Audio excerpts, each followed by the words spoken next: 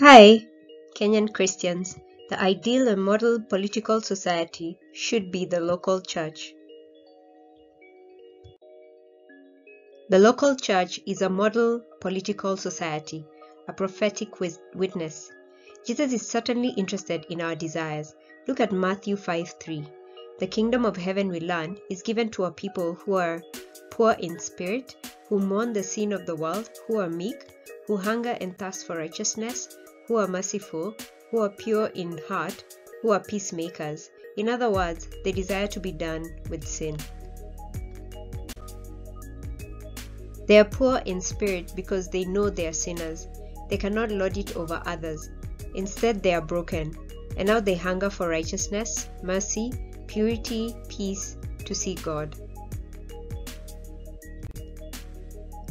Jesus continues in the latter half of chapter 5 to give us a sense of what this ideal and model society looks like. You have heard, do not murder, but you shouldn't even be angry with your brother. The people of the new covenant do not hate, discriminate, or murder, but seek reconciliation. Matthew 5:21-25. You have heard, do not commit adultery, but shouldn't even lust. These people do not exploit or use others for their own gain. Matthew 5:27-30. I say to you, do not take an oath, but let your yes be yes, your no, no. These people speak truthfully on all occasions. Matthew 5:33-37. I say to you, anyone who divorces his wife is an adulterer. These new covenant people honor God's creation ordinances. Matthew 5:31-32. If anyone would slap you on the right cheek, give him the left. If anyone would sue you and take your shirt, give him your coat also.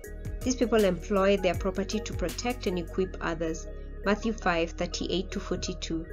And finally, these people love their enemies. Matthew 5:44-45. Think of Paul in Romans 2. You who preach against stealing, do you steal? You might also ask, you who fight for immigration reform, do you practice hospitality with strangers? You who vote for family values, do you honor your parents, love your spouse self-sacrificially, spend time with your children? You who plead for social justice and ethnic equality, do you obey Romans 12:13-16? Contribute to the needs of the saints and seek to show hospitality? Bless those who persecute you, bless and do not curse them.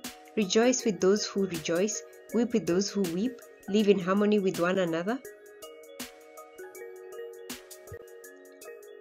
How deeply tragic it is that Christians choose segregated lives even in their churches.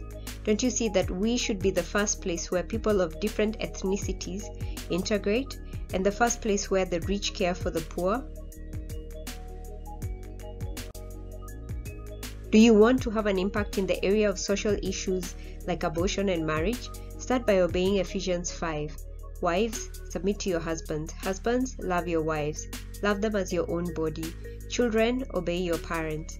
How deeply tragic it is that Christians divorce and sexually and emotionally defraud their girlfriends and boyfriends and put off having children.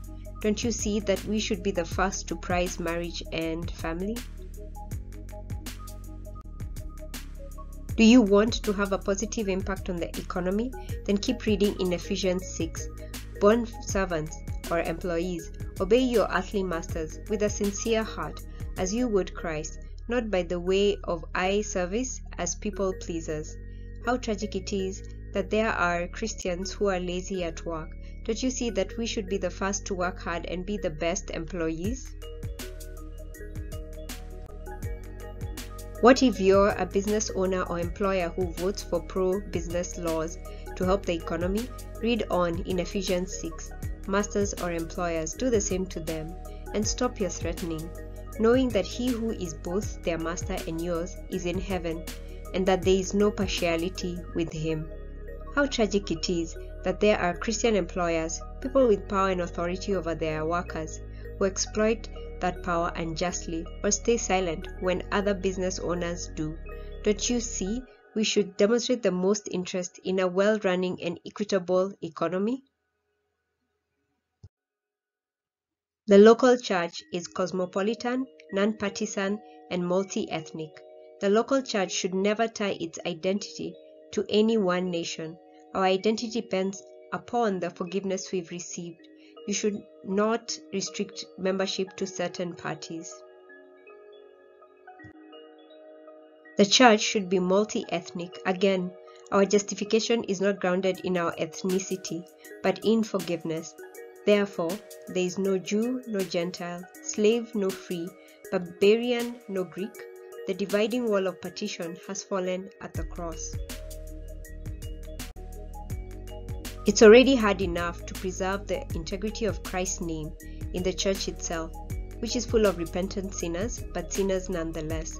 Attach Christ's name to an institution full of unrepentant sinners, and the job becomes impossible. You'd find yourself having to defend, even tempted to defend, because you're on the same team, public actions that are indefensible, or at least unexplainable, in the light of Christ's name. The local church is a sign maker, a priestly witness. The local church's institutional authority consists of sign making, you might say. It makes signs and hangs them around the neck of anyone who makes a credible profession of faith. The sign says, "He's with Jesus," or "Citizen of Christ's kingdom." It doesn't make you a citizen, but it issues kingdom passports. That's what we do through baptizing people into church membership and keeping them in membership through the supper. The local church also hangs a sign that says, "This is the true gospel and this is not." The heart of the separation between church and state is right here. The state has the power of the sword. It does not have the authority of the keys or the authority to baptize and serve the elements. The state cannot establish the church precisely because the new covenant community does not arrive through the sword. It comes by the Spirit and by the gospel of Christ's kingdom, Christ's rule. So when the sword-bearing state starts binding consciences on behalf of Christianity by naming doctrines of people Christian, it only creates nominal or false Christians. The local church is an embassy from the end of history. It represents another kingdom.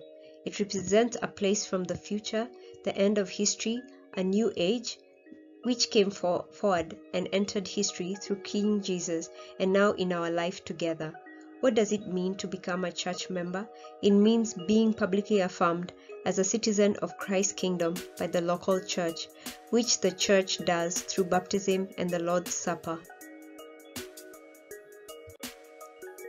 It's like an embassy institutionally because it has the authority to stamp our passports, not making us citizens but declaring us citizens.